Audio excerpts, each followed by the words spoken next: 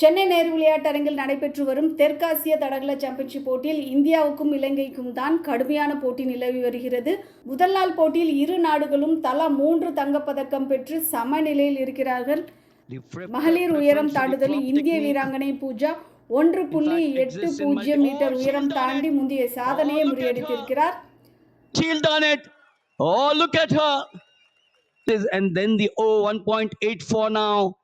Which means she's getting to that ஆடவருக்கான 800 metre ஓட்டப்பந்தயத்தில் இரு நாடுகளின் வீரர்கள் முந்தைய சாதனையை முறியடித்திருக்கிறார்கள்.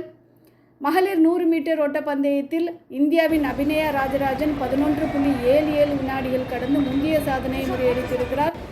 இரண்டாம் இடம் பிடித்திருக்கும் சுதீக்ஷா 11.92 வினாடிகள் கடந்து முந்தைய சாதனையை சமன் செய்திருக்கிறார். இதேபோல் ஆடவர் 100 மீட்டர் பந்தயத்தில் இலங்கையைச் சேர்ந்த விரோன் மற்றும் வீரரத்ன தினேத் முதல் 2 இடங்களை பிடித்து முந்தைய சாதனையை முறியடித்திருக்கிறார்கள். இதேபோல் 3ஆம் இடம் பிடித்த இந்திய வீரர் ஜெயராமும் முந்தைய சாதனையை முறியடித்திருக்கிறார். ஆடவர் குண்டு எறிதல் பிரிவில் இந்தியாவின் சித்தார்த் சௌத்ரி 19.19 மீட்டர் வீசி முந்தைய சாதனை முறியடித்திருக்கிறார்.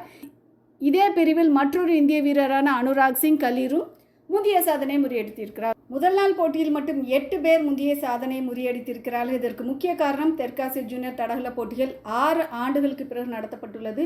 பொதுவாகவே இந்த நீண்ட இடைவெளிக்கு பின்னர் நடைபெறும் போட்டிகளில் புதிய சாதனை படைப்பார்கள். 2ஆம் நாள் போட்டியில் யார் ஆதிக்கம் செலுத்துவார்கள் என்பதை அடுத்த வீடியோவில் பார்க்கலாம்.